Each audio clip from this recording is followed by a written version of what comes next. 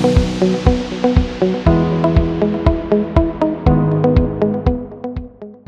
let's be honest, when was the last time you actually went through a webinar, you sat through a webinar, you consumed any sort of content online, maybe in an ebook or something, and actually remembered it the next morning? See, that's a problem. And fixing it is actually somebody's job. So today on EdTech on the Street, we have Shilpa Saxena with us.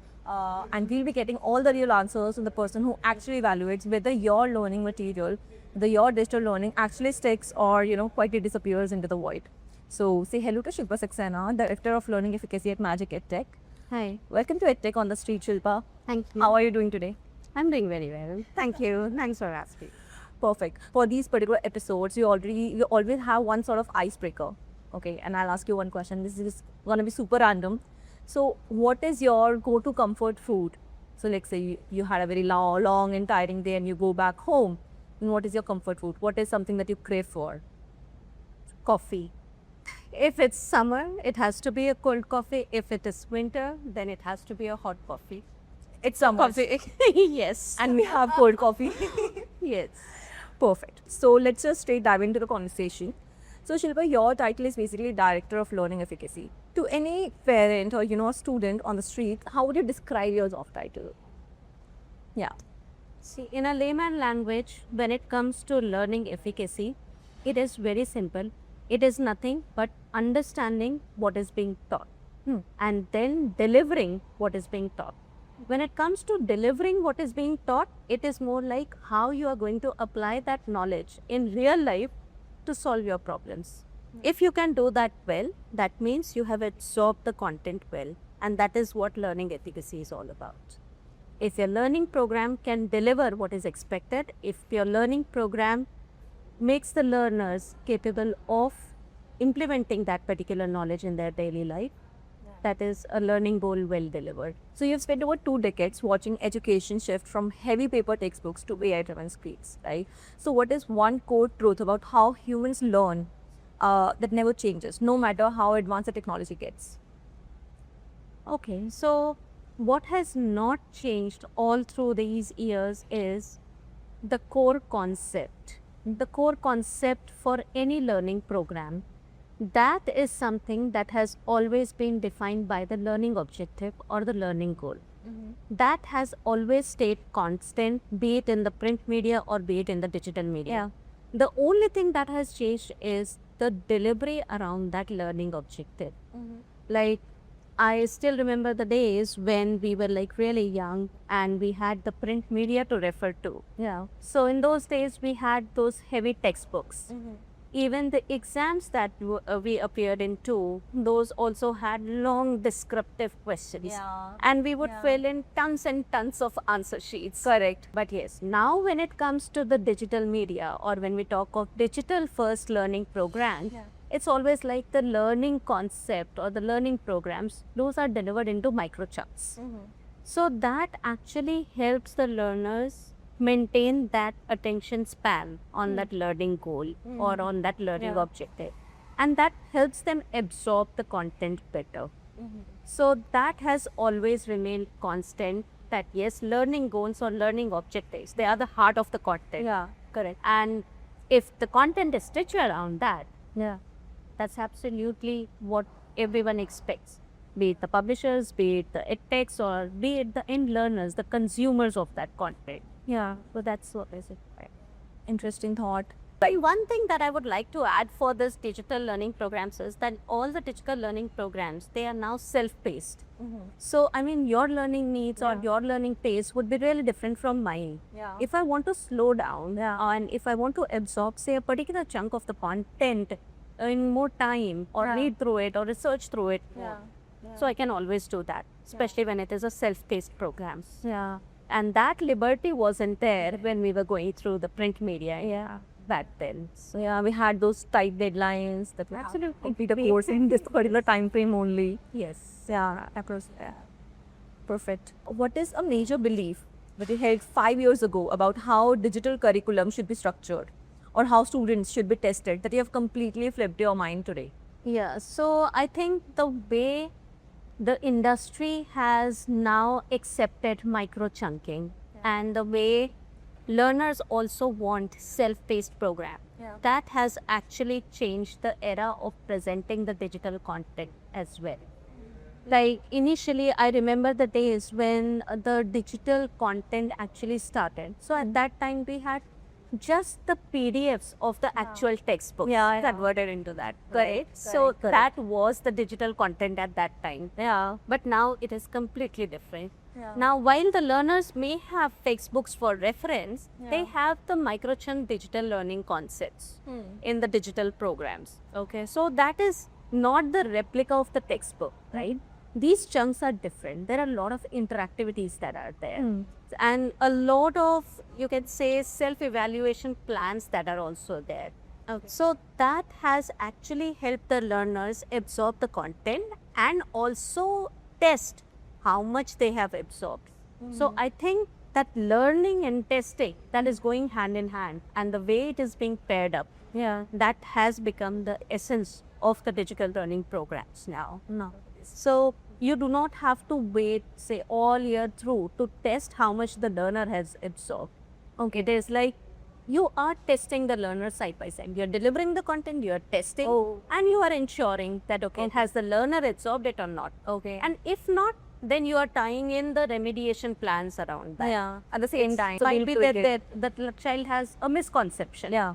So you're clearing his or her doubt at that time itself. You're not waiting for the entire year Yeah. to eventually fail the student and then make him sit for that session again and then make him understand. So it's not like that. It's not like that. So times have changed. Yeah. And for good also. Absolutely. What should an efficacy review look like before converting long form curriculum into micro learning?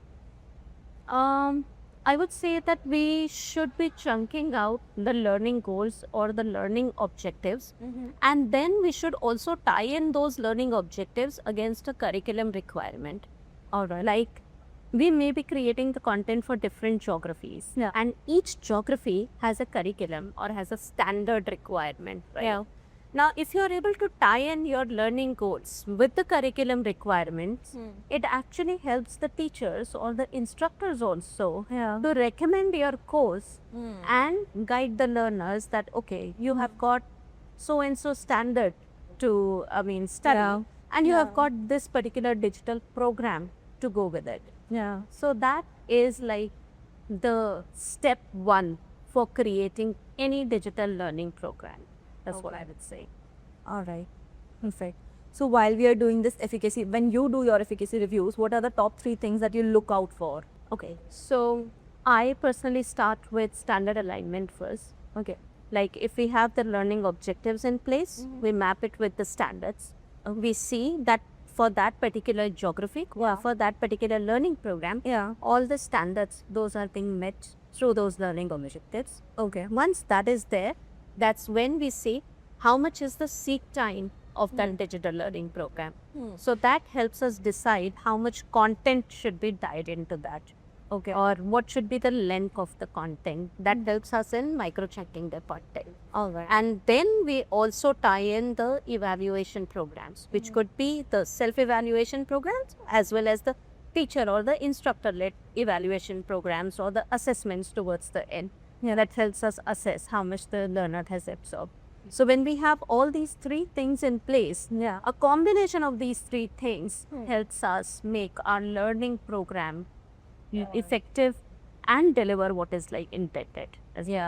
So when an EdTech team ships new content every sprint, right? What minimum evidence should they collect before claiming that it improves learner outcomes? I would say that the results, they are the key to ensure that the learning outcomes have been delivered well. But also more with the results, it is not just the final score. It is also where exactly the learner has not done well. Because if you identify the areas where the learner has not done well, that helps you understand what was it that went wrong. And that's where the item response theory also comes into picture. That you identify the loopholes in your assessments early, and then it also helps you tie in the remediation plan around that. which we talked about. Yeah. And those remediation plans would actually help the learner get those concepts well, or will help a teacher understand where exactly he or she needs to focus with that learner in delivering that content, maybe the second time or the third time based on the results. Yeah. So more than the score, I would say that the reporting analytics, where we are identifying where the learner is not doing right, is the key for measure. Yeah. Correct. How can a product team tell whether low completion rates are a content efficacy issue, a UX issue, or a learner motivation issue? So they will have to identify where exactly the learner has stopped moving ahead with that learning program. If at all our learning program instructs that press on the next button to move forward, right? Yeah. And if that next button is not clearly visible or is not accessible in the content, Yeah. then it's a UX issue, Okay. right? But if suppose it is like the learner has left in between while reading through the content, and you know it at a pace that, okay, this particular page or this particular piece of content would take an average of say 2 minutes, 3 minutes for a learner to go through that. Even for a slow learner, if we say 5 minutes, Yeah. but the screen has been steady on that particular position itself for long, say 30 minutes and beyond, that means the learner was actually not engaged and he actually lost interest in that content. Yeah. So that may be the content issue, wherein it was too heavy for that learner to understand. It probably was not microchal, or there were not enough interactivities into it that could ensure that the learner is engaged with that program. Because engaging learning programs, they should also have interactivities tied into that, so that the learner can do something on the screen, and make sure that he's also understanding that. So basically gamifying it a little if needed. Yes. Okay. So when customers ask for personalization, so how do you decide which learner data is instructionally meaningful versus simply easy to track? Again, as I said, that this has to be tied in very closely to the curriculum requirements or to the state requirements. Each state has got their own set of specifics for qualifying a learner for at that particular level. Okay. So when we understand what has been the state requirements or what has been that geography's requirement against a particular learning objective or that curriculum, that helps us identify and that helps us deliver what actually is required in that context. And when we understand that, and when we tie into the, again, to the learning objectives that are required, that helps us deliver it a little better. Got it. Okay. Now the next question that we have, it's personally my favorite because when I joined Magic and this is the first EdTech firm that I joined, I was like, okay, how is this gonna make sense? So standard digital tests, right? They are great at assessing rote memory, like multiple choice questions or vocabulary. But how do you design a digital curriculum and assessment that evaluates complex things like students' critical thinking, or emotional intelligence, or hands on a particular skill? How do you ensure that? Okay. So there are multiple parameters that we consider while creating such questions that test the learner's ability across different parameters. All right. And for that, I would say that yes, first and foremost is the Bloom's taxonomy. That helps us decide at which level the question should be created. Okay. Next comes the DOK level. So that is like the depth of the knowledge. So that's what we identify or we decide that it has to be a kind of a pedagogical progression of the content, right? So the complexity level of the question should also move from DOK level 1 to DOK level 3. And then within that also there are difficulty levels that we need to identify, and that's how we need to progress.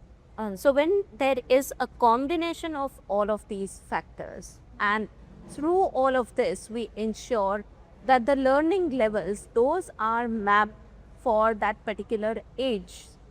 So with all these 4 parameters within that templatized format, we can ensure that the assessments are delivering what is required. Oh, interesting. Yeah, I mean, this item response theory that actually helps us track the responses of the learners and also helps us identify the gaps that are there and then revisit those assessments based on that and then fix our parameters as required. Yeah. I never knew that, if I were a learner, I did not know that you guys were actually monitoring these things. You are monitoring my behavior. You're ensuring that I learn whatever I'm reading, whatever content I'm consuming. Because, based on this Bloom's taxonomy and based on that particular level, we identify like what kind of a question stem should be there. Should it be a kind of a direct question that is just testing the knowledge or the understanding of the student?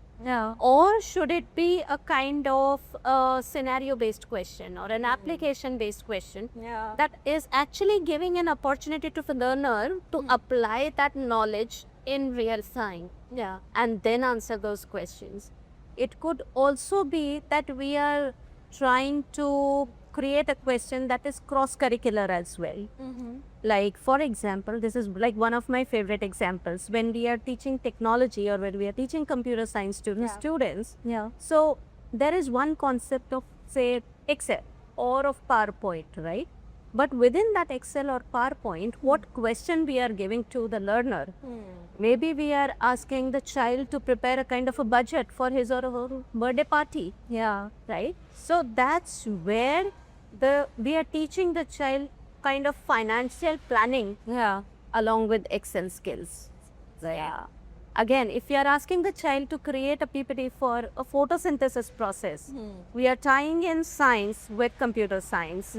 So that is what helps us build those cross-curricular links and makes our learning program effective as well. And that is like across all geographies, across all learning programs where everyone is promoting that there has to be a cross-curricular learning that helps the child to visit and revisit the concepts, all the subjects here and there and tie in the actual knowledge that they have gained at that level.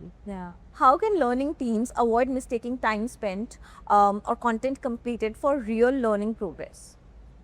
Okay, so for real learning progress, it is just not the time parameter that needs to be evaluated. As I mentioned, that reporting and analytics is an important aspect of any learning program. So we need to evaluate the results and we need to see where exactly the learner went wrong. So when we evaluate that, okay, this area has been the weakest area for, say, multiple learners in the classroom. So we know that that particular area is a kind of a misconception. Some online intervention is required for that child, or probably that is the gap in our learning program that we need to fix. But yes, if we are evaluating the reports that are generated, and if we see that, okay, here and there for a particular kind of learner who has got a history of scoring, say, a little less marks in this area. So that's where we identify that probably through that pedagogical progression, this concept was not clear to the child from the very beginning itself. So that's where we need to rebuild at the conceptual level itself. So rebuilding the knowledge at the conceptual level for that learner would actually help him cover the gaps in the learning program. Okay, so another question related to that only. So how do you diagnose a situation that learners are actually getting correct answers, right? But are showing weak conceptual understanding? So that would be through the types of questions that we give. Alright. So for a kind of a question which is directly asking about a concept, say it is a formula-based question, or we say that, okay, the child has to tell what exactly is the formula for calculating the force, for example, right? Correct. So if a child keys in the correct answer or if he selects the correct answer, that means that the child is aware of that formula, right? But if the next question is that you are giving a scenario or a case where the numerical values for the other two parameters are actually there in that particular thing, but are not explicitly stated. So that's where you'll understand whether the child has understood that concept well or not. And can the child apply that knowledge? Can he take the numerical values from that scenario-based question, put those values in a formula, and then calculate the final answer? Yeah, so that's how you would evaluate. So the type of questions will give you the clarity on whether the child has understood that concept at the knowledge or the comprehension level, or has he understood it till the application or till the synthesis level within that Bloom's taxonomy grid. All right. So, what evidence should product leaders look for before scaling a successful pilot from one course, school, or district to many? So I would say if they evaluate the way the learning program is aligned to multiple standards or to multiple curriculum requirements, that will help them identify if that learning program is scalable across or not. All right. For example, you create a course for, say, Mississippi, right? And you plan to scale that program to another state, for example, Tennessee, or say Louisiana. So at that time, you have to identify how many standards or how many learning objectives given in that learning programs, those are multi-aligned to the standards. Okay. So if you see that in any learning program, a learning objective is aligned with multiple standards across different states. all right. That's where we say that, okay, this particular learning program is scalable. Because then whatever would be the minutest gaps where the standards are not aligned, you can actually fit in few portions, few snippets for that particular standard which is not covered. But then yes, once you plug those particular portions into that particular learning program, then that learning program becomes a kind of a holistic package for that state as well. Another follow-up question on this. So when content is localized across regions, right? So how do you preserve the same learning outcome while adapting examples, language, and cultural context? Okay. So this is a very interesting question and that helps us actually personalize those particular learning programs for each of the learners. Okay. And that's where the learners feel connected.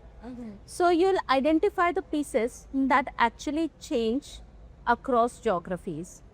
For example, the preference for the colors, the way some of the things are mentioned, or the kind of vocabulary that is used in different geographies for the same type of objects or places, the currency that is there, and the units of measurements that are there, for example. Okay. So once you identify that, and once you identify the demographic look and feel of the people around that geography, that helps you personalize your learning programs. So you'll make sure that the cultural bias is not there. You'll make sure that the preference for the colors and everything is met. You'll change the units of measurement. All right. You'll change the vocabulary. For example, I mean, the day-to-day things that we talk about, if it's a cab or a taxi, both mean the same. But yes, in different regions, it is called differently. It is referred to differently. So that's what you'll change all across. And then you'll change your graphical assets, like the pictures or the photographs that are used in it. And then the examples. So if you're talking about a particular river or a mountain, you would rather use the local mountain reference or the local river over there. I Utilizes that particular learning objective. Interesting. All right. So one question we have on AI. So how should teams evaluate AI generated practice questions before allowing them into scored or high stake learning workflows?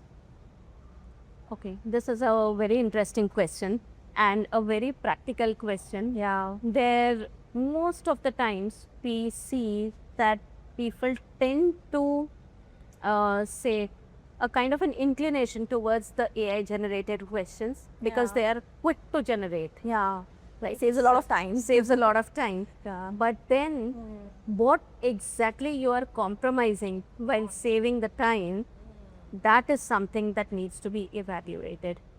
So what happens is that at times the AI models, they get hallucinated. They get hallucinated by the kind of the output that is generated by the first set of questions or Yeah. by the inspiration items. Yeah. So if there is a kind of an anomaly in the inspiration question, Yeah. that thing will actually flow into all the questions. Always. And that's where that SME intervention is required.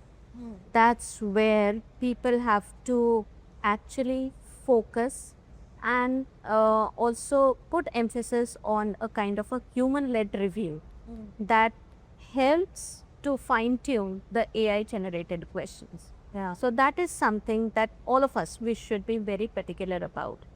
And then we should also be very particular about how a kind of an inspiration item is fed into the learning model.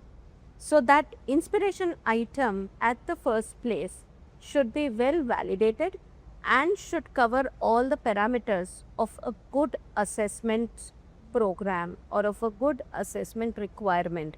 Yeah. That will actually help you build a good database at the draft stage. So you'll get very good ideas, very good a kind of a brief structure Yeah. using an AI model. But then, yes, those questions have to be fine-tuned. Those questions have to be reviewed by an SME. It will definitely help you solve some of your draft level programs or staff level requirements. Yes, but it cannot replace the SMEs, the teachers or the instructors per se. Yeah. So we are moving towards the end of the session. So let's look 5 years out, right? If we successfully build highly personalized curriculum content and perfectly accurate digital assessments for students everywhere globally. So how does that change the future of human potential? I would say that if these learning programs, those are made in a scalable format, Yeah. where the learning objectives are micro-chunked and we have that liberty of modifying those as required or scaling those up with say additional content. Yeah. I think these learning programs could be successful even after 5 years. Because in the digital first era, the learning programs should give us that opportunity to update the content in real time. Yeah. So today, if the course curriculum or the standards for that particular states change, Yeah. so according to that, your learning program for that state should also change for that respected standard which have got changed. So if we are ensuring that this modification or this updation can happen in the learning program in real time, Yeah. so it will always be latest to the current requirement. Correct. Yeah. All right. So, Shilpa, thank you so much for stopping by on the street and pulling back the curtain on what it actually takes to make learning work in today's world, in the era of AI, and where the students want everything very quickly.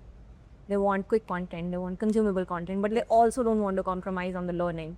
So it's been very interesting. Thank you so much. It was wonderful talking about all of this with you today. Perfect. All right, thank you. And for everyone watching us, if today's conversation sparked something for you, go explore Magic EdTech and see how we are turning educational intent into real measurable impact. So links are in the description. You have our website, www.magicedtech.com, to explore, visit us, and let us know if we can help you out in any other way. So see you next time on EdTech on the Street. Stay curious.